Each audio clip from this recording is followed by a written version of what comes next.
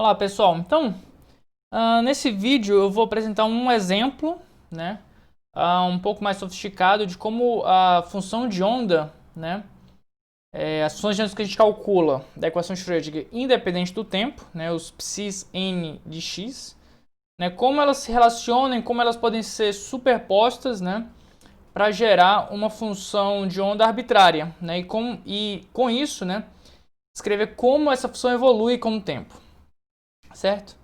Então, para fazer isso, né, então é uma coisa que não é tão fácil de visualizar essas coisas todas só olhando analiticamente, né, na lousa. Então, por isso eu estou usando esse script, né, feito em Python, né, nesse ambiente de Jupyter, para nós usarmos essas ferramentas que nós temos à disposição, né. Então, eu vou usar aqui algumas bibliotecas prontas, né, a biblioteca numérica do Python, que vamos referir ela como NP, né, esse matplotlib para fazer gráficos, né. Isso aqui serve para me dar um sinal gaussiano, né? Então, basicamente, né, eu vou partir supondo que você já conhece a solução da equação Schrödinger para um poço quadrado infinito. Tá? Então, é um primeiro problema que sempre, quando se apresenta esse tipo de teoria, é o primeiro problema que se resolve, né? Basicamente, você tem uma largura, né, A, que eu tomei aqui genericamente como sendo 1, e você vai calcular um psi n, né, uma enésima solução, que varia com posição x, né, que tipicamente é raiz de 2 sobre a, né, que é um pré-fator de normalização. E aqui vou ter basicamente um seno de, né, então o oposto ele começa em zero, né, então todas as soluções podem ser escritas como senos e vai até a largura a, tá? Então seno de n pi x sobre a, ok? Então basicamente é isso que você escreve, né, na hora de resolver a sua equação. Eu não vou colocar nunca aqui h cortado ou a massa, né, porque eu vou usar um sistema de unidades atômicas que simplesmente vai tomar essas coisas iguais à unidade. Tá? É mais prático de fazer esse tipo de coisa e eu não tenho que me preocupar com constantes físicas, nem lidar com números tão pequenos quanto 0 a menos 34, 10 a menos 34, como a função de Planck reduzida, né? Ou a massa do elétron, né? 10 a menos 31, enfim, isso eu não vou me preocupar. Vou olhar só a física da coisa e como as coisas se comportam, né? E aí não vou me preocupar tanto com constantes numéricas, né? Certo? E, por exemplo, isso também para h cortado, para massa e também para largura. Então, minha largura vai ser 1, né? No caso, vai ser, nesse sistema de unidades, acaba sendo um raio de Bohr, mas isso vocês não precisam se preocupar tanto com isso, tá? Simplesmente uma largura 1 de unidade arbitrária, tá? Eu vou pegar então de 0 a 1 e colocar 100 pontos, né? Então vai ser a minha discretização da posição, né? Esse aqui vai ser o meu vetor de soluções, então esse é o meu psi, que vai conter cada solução em particular, né? Eu vou fazer o número de soluções variar de... aqui vai ter um zero meio espúrio, né? Mas na verdade vai variar de 1 até 9, tá? Então o i vai variar qualquer número inteiro, né? Menor que 10, certo? Então, deixa eu preciso importar essas coisas aqui, executo isso, né? E aí eu executo essa instrução. Isso aqui, né? Basicamente eu tenho, né? Eu vou plotar a abscissa x, né? E o psi1, psi2, psi3, né? Com esses títulos, ok? Isso aqui é basicamente o meu potencial v de x, né? Então aqui eu tenho os meus nomes dos eixos, né? Coloco a minha legenda, né? E defino os meus limites de x e de y, né? Resumidamente, o que se observa daqui? Eu tenho meu psi1, estado fundamental, em azul. Observa que esse seno aqui. Meu psi2 em laranja é esse aqui, né? Minha segunda, meu primeiro estado excitado. O meu psi3 é essa próxima quantidade aqui, tá? Se eu quiser, por exemplo, visualizar o meu psi9, vamos colocar aqui, né? Meu psi9 vai ter aqui esse cara. Mudei, então agora é só executar de novo. E aí observa aqui, eu tenho o meu primeiro, o meu segundo em amarelo, o meu verde aqui o terceiro, o meu psi9 está aqui, essa curva aqui vermelha, mas essa figura é meio poluída, né? Então todos os estados estacionários, né, que eu obtenho resolvendo a equação de Schrödinger independente do tempo, né, são funções apenas de x, observa, com essas quantidades aqui, por enquanto. Eu vou comentar isso aqui para despoluir a minha figura, tudo bem? Então com isso eu tenho 9 estados, os 9 primeiros estados de energia, né? Estado fundamental e os 8 primeiros estados excitados, né? Então vamos olhar, por exemplo, aqui, né? Já visualizamos as autofunções. Vamos olhar agora a ortogonalidade, né? Como é que você avalia essa ortogonalidade? Você tem que ter um produto interno bem definido.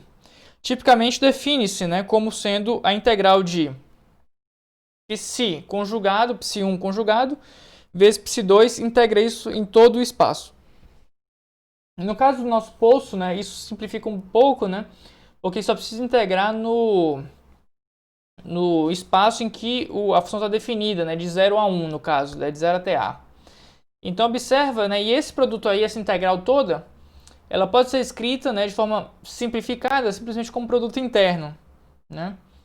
E aí, aqui eu estou calculando basicamente o produto interno, né, entre a função 1 e a função 2, né? E arredondando aqui até a terceira casa decimal, né, para a gente não ter erros numéricos eventuais simplesmente por imprecisão numérica. Você vê que psi1, psi2 é 0, esse produto interno, psi1, psi3 é 0, psi1, psi3 é 0, psi3 com psi4 é 0, psi9 com psi3 é 0 e por aí vai. Então, basicamente com isso a gente demonstra que as autofunções, né, soluções da equação Schrödinger independente do tempo, de fato são ortogonais, né? E portanto elas podem gerar uma base de funções, né, ortogonal, certo? No caso aqui, esse produto interno ele não dá exatamente 1, né? Por quê? Porque o que ele está fazendo aqui na verdade é tomar o produto termo a termo, né, x a x, fazer esse produto e somando, né?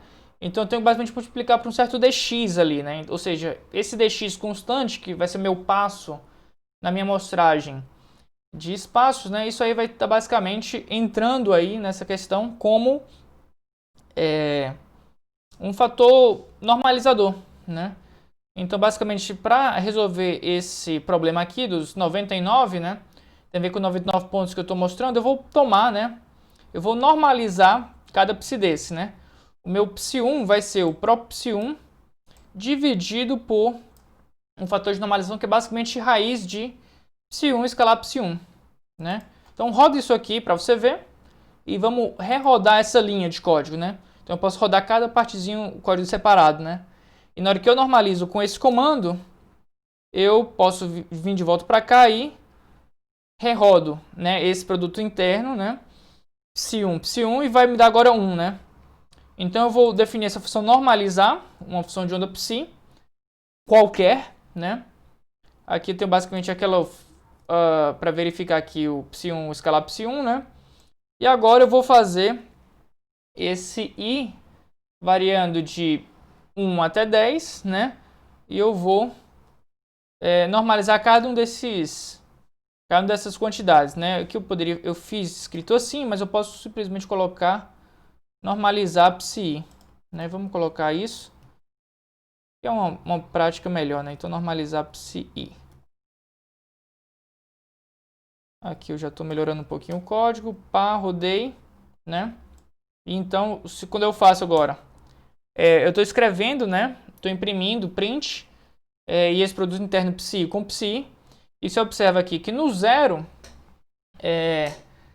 na verdade está dando um not a number, que é esse não, né? Porque deu um erro, né? Basicamente esse erro é porque quando n igual a zero, meu seno está sempre zero e eu vou dividir uma coisa por zero, né? O programa já sabe que, opa, você tem alguma coisa estranha aí, não estou entendendo o que você quer fazer. E ele me dá uma mensagem aqui not a number, mas ele ainda roda, né? Esse n igual a zero eu nunca vou usar, né? Então fiquem tranquilos. Mas os demais, né, do n igual a 1 até o n igual a 9, estão todos os meus estados normalizados. Então esses estados, né, podem constituir uma base que é ortogonal, e ortonormal, né? Então, os estados são ortogonais e normalizados. Tá? Então, basicamente, observa aqui que mecânica quântica tem muito de álgebra linear, né? Ela é completa? Não, na verdade eu vou truncar, né? Eu posso ir até n igual a infinito, mas eu preciso parar em algum momento, né? Para eu ter o meu, eu poder computar, poder normalizar e meu programa ter fim, né? Tá bom, então esses aí são os estados, né? São ortogonais, são normalizáveis, né? Então vamos pegar aqui e ilustrar a decomposição, né? De um estado psi, né? De um estado psi qualquer, né? Vou colocar aqui um psi de x por hora em autoestados, né? Então, basicamente, o que a gente vai fazer? Vamos definir o primeiro psi arbitrário, né? Eu tirei aqui do bolso, que ele vai ser menos x vezes x menos 1. Tudo bem? Então, deixa eu rodar aqui. Aqui eu tinha minha função, normalizar, vou reciclá-la aqui. O meu psi parabólico eu defino como isso, né? Eu preciso normalizar em seguida. Então eu vou reaproveitar basicamente a mesma coisa que eu tinha feito lá em cima, tá? O meu psi parabólico vai ser normalizado, né? Aqui ele está pedindo um label, né? Então vai ser o meu psi parabólico, tá? Então vou colocar esse cara aqui, psi parabólico de x. O que ele está reclamando, meu Deus? Label legend, não é esse negócio? Label igual.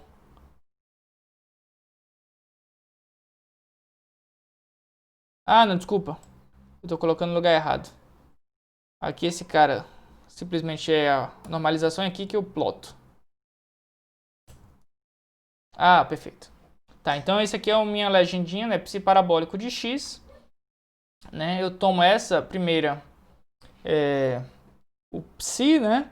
E aí eu tomei essa função parabólica, eu normalizo essa função nesse poço aqui, que vai de 0 até 1.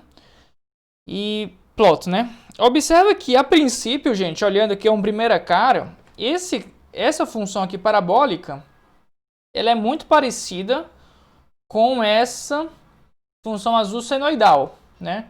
Não é igual, mas naturalmente, né, uma vez que tem essa semelhança, espera-se que a função sendo parecida, você vai ter valores esperados parecidos, né? Por exemplo, a distribuição de probabilidade de encontrar partícula em algum desses pontos é similar e, consequentemente, energia total, momento, esse tipo de coisa, né? Então, a gente vai basicamente fazer o seguinte. Eu vou tomar essa função aqui e vou escrevê-la como uma soma de autoestados, né? De estados estacionários, enfim. E a gente vai ver como a gente pode escrever essa função parabólica em termos de uma soma de senos, né? Isso mecânica quântica, né, uma decomposição de estados em autoestados, né? Mas é completamente análogo a uma escrita, né, uma expansão de uma função em termos de Fourier. Tá? Então quem já viu transformação de Fourier e afins, né, vê que tem uma analogia completa, né? O formalismo matemático, as contas são iguais, né? Sendo que a interpretação aqui está na mecânica quântica, né, e lá vai ser uma interpretação matemática distinta. Tudo bem? Certo. Daí então, o que estou fazendo agora, né? Eu vou calcular os coeficientes dessa expansão, né? Então eu vou ter meus coeficientes aí da função parabólica, vão ser 10 termos, né? Eu vou só olhar só do 1 até o 9, né? O 0 para mim é lixo sempre, né? E aí o que eu vou fazer? Cada coeficiente desse vai ser a projeção do estado no elemento da minha base, né? Da minha base de funções. Isso aí é escrito como sendo um produto interno. Então, o coeficiente I vai ser o produto interno entre o psi parabólico com o psi, né? Que pode variar de 1 até 9, certo? Isso aí, nas contas analíticas, isso aí é um integral de psi parabólico conjugado, psi dx integra tudo de 0 até a, né? Então isso aí basicamente vai rodar essas contas aqui. E aí eu rodo para mostrar esse conjunto de coeficientes. O coeficiente 0 é lixo, né? E eu vou olhar aqui esse 1 até o 9. Observa aqui que ó, esse primeiro aqui deu quase 1, né? 0,999, ou seja, o estado mais importante de todos é o estado fundamental, né? Porque eles parecem muito com o outro, né? Como existe uma certa simetria, né? Se você tomar aqui no zero, no zero não, na verdade é zero meio, né? O lado esquerdo é igual ao lado direito da parábola, né? Isso tem a ver com os estados ímpares do poço infinito. Por exemplo, o estado fundamental, né? O estado 3, o estado 5 e por aí vai, né? Por simetria, a gente conclui que os estados pares são irrelevantes para isso, né? Isso de fato se verifica. Olha só, aqui é um estado ímpar, né? Quase 1. Aqui é um estado par. 10 é menos 17, ou seja, isso é lixo numérico. Já o estado 3, opa, ele entrou aqui com 10 a menos 2, né? 3 centésimos, 4 centésimos, 4, quase. Aqui, ó, normalmente, ó, 0, por simetria. Aqui volta a aparecer alguma coisa. Aqui, 0 de novo irrelevante, aqui volta a aparecer alguma coisa, né? 0 de novo, 10 a menos 17, né? Então, isso aí analiticamente é 0. Na hora numérica, você tem um erro numérico que aparece aqui. Mas você consegue observar que existe um estado que aparece ímpar, não aparece por proibido, né? Outro estado aqui proibido e por aí vai, né? Então vamos olhar como acontece essa expansão de uma função arbitrária em autoestados. Aqui basicamente eu vou plotar, gente, olha só. Eu tenho o meu psi parabólico, olha só, aqui em azul, e aqui eu vou chamar de fit 1. Tá? Então, meu primeiro fit aqui, né? Que vai ser, acho que o que eu chamei daqui pra frente, né? Opa, aqui. Então, olha só, o que é esse fit 1? É a função senoidal, em vermelho. Em azul são parabólicas. Observa que uma aproxima bem a outra, né? Aqui o seno fica um pouco mais acentuado, né? Maior, e aqui menor, né? Normaliza os dois. Então, observa que a função senoidal é um pouquinho mais localizada que a função parabólica, né? Mas a figura geral é que são duas funções bem similares uma à outra, né? Isso tem a ver com esses coeficientes ser tão alto aí, tão próximo de 1. Certo? Agora observa aqui a função 1 mais com o coeficiente 1, né? Mais a função 3, psi 3 com o coeficiente 3 que eu calculei. E isso aqui vai ser eu chamei aqui de fit 1. Esse aqui vai ser o fit 3.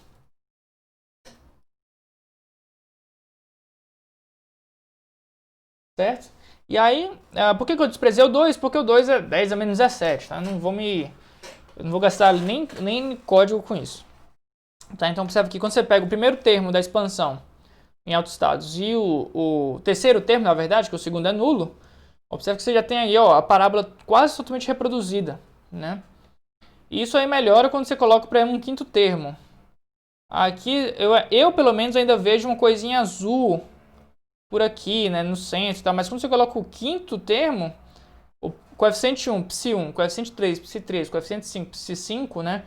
E esses coeficientes são as projeções, né, os produtos internos. Você cravou aí a parábola sem conseguir nenhuma distinção entre as duas, certo? Isso porque a função parabólica é muito parecida com a de álgebra estado fundamental. Então, a gente diz que essa expansão em autoestados converge muito rápido, né? Agora vamos pegar uma coisa que não converge tão rápido assim, né? Uma coisa mais difícil de expandir. Eu vou tomar a função gaussiana, agora não mais localizada no centro do poço, mas a 1/4 do poço, né? E tem aqui um certo um desvio padrão aí, né? 0,1 mais ou menos, uma coisa dessa natureza. Então tá 0,25 até 0,15, tem uma coisa aqui boa, 0,35, pá. Então está bem localizado, né? Você consegue ver que está em torno de 0,25. Porque eu peguei essa gaussiana aqui, né? Em torno dessa quantidade, né? Normalizei o psi gaussiano, né? Plotei esse cara. E aqui basicamente é dar nome aos eixos, né? O eixo psi de x, o eixo x aqui. E apresentando então essa função. E a pergunta é, será que a gente consegue escrever essa função como uma soma de autoestados? E a resposta é sim, dá para fazer isso. Basicamente, vou fazer a mesma coisa que eu fiz antes. Eu preciso rodar esse cálculo aqui. E agora... tá, agora foi, né? Então, defino essa função gaussiana, normalizo ela, ploto ela.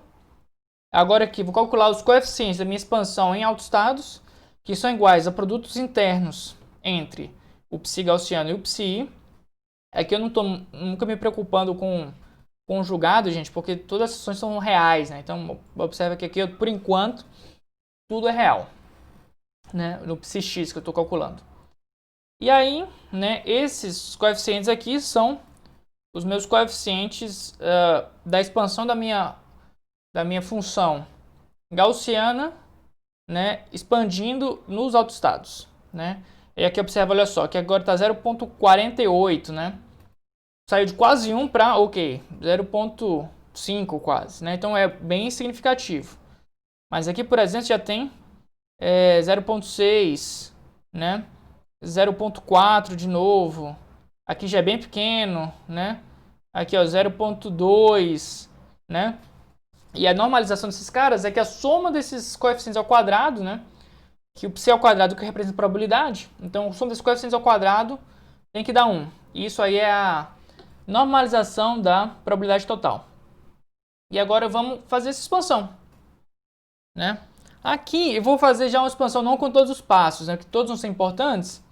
Então, por exemplo, o fit 2 vai ser o coeficiente 1 vezes psi1 mais o coeficiente 2 psi2. Certo? E eu vou plotar o psi gaussiano, né? E o fit 2. E a gente plota esses caras aqui. E aí você vê, olha só, que aqui, como está apresentado, eu sei que eu tenho uma certa localização aqui, mas eu tenho o meu psi e está aqui para baixo. Consequentemente, ele está apontando que vai existir um certo probabilidade de achar o elétron aqui, né? O que não existe, né? Isso aqui tinha que ser 0 aí. Então, eu preciso de mais coeficientes, mais termos, uma expansão mais rigorosa. Aí eu vou ter o fit 4. O fit 4 vai ser o que eu já tinha no 2, mais coeficiente 3, psi3, coeficiente 4, psi4. Então, agora a gente já tem 4 termos da nossa expansão. Aí observa aqui, pegando o psi1, psi2, psi3, psi4, olha só. Está normalizado aqui ainda mais para a esquerda, mas surge aqui um certo lixo aqui, devido ao truncamento da nossa função. Ok, como é que resolvo isso? Com mais termos, uma expansão mais rigorosa. Que a expansão exatamente vai até o infinito. A gente tem que parar em algum lugar que seja suficientemente preciso. Então eu vou partir para o psi6. Psi6 é o psi4 com o quinto termo, coeficiente 5, psi5, e o sexto termo, coeficiente 6, psi6. E aí esse cara aqui, o fit 6, olha, aqui eu já estou imitando muito bem a minha gaussiana. Aqui começa a errar um pouco, e aqui, ó, tem sempre um errinho, mas está diminuindo. Vou até o nono, né? O primeiro, segundo, terceiro, quarto, quinto, sexto, sétimo, oitavo e nono. E aí o que aparece? Olha, aqui eu cheguei, ó, estou reproduzindo minha gaussiana muito bem. E aqui fica um certo errinho, né? Um errinho que eu preciso aumentar a minha expansão bastante, né? Quanto mais localizada a minha função, é mais difícil eu expandir, né, em ondas planas ou nesses autoestados senoidais, tá? Mas você vê como está bem reproduzida, né? E à medida que eu vou aumentando os termos, eu aumento essas quantidades, certo? Então essa é a forma com que você expande um estado arbitrário, né, em autoestados, né, soluções da equação Schrödinger. Então a ideia é que a gente pega a equação Schrödinger dependente do tempo, faz separação de variáveis, acha estados estacionários que são bases que você pode combiná-los, superpô-los e obter uma solução geral. Basicamente é isso, né? Então isso é o que eu estou fazendo até agora nesse ponto 4. Quinto, resultado da medida. Nessa resultado da medida, o que a gente vai fazer? Né? Vamos fazer uma função aqui, né? Energia esperada. E o que eu vou fazer? Eu vou calcular o valor esperado de energia, e a minha unidade aqui, né, vai ser o valor da energia do estado fundamental do poço infinito, ou seja, o estado fundamental é 1, e a gente vê que varia com n ao quadrado, ou seja, nessa unidade aqui, sistema de unidades, só para a gente poder olhar o número e ficar e ver mais facilmente, né, o que está acontecendo. O primeiro estado vai ser 2, né? Então vai ser energia 4. O terceiro, 3 ao quadrado, 9. O quarto, 16 e por aí vai, né? Então basicamente o que é feito aqui? A energia, né? Eu vou fazer um somatório de todos os estados e eu vou somar o coeficiente conjugado, vezes I ao quadrado, né? Isso aqui é minha conta de energia, certo? Esses coeficientes aqui do parabólico eu tenho, né? Já calculei de antes. Tá? E agora eu vou fazer o quê? Eu vou fazer o plot, né, da probabilidade, né, que está associada ao c ao quadrado de obter cada coeficiente desse.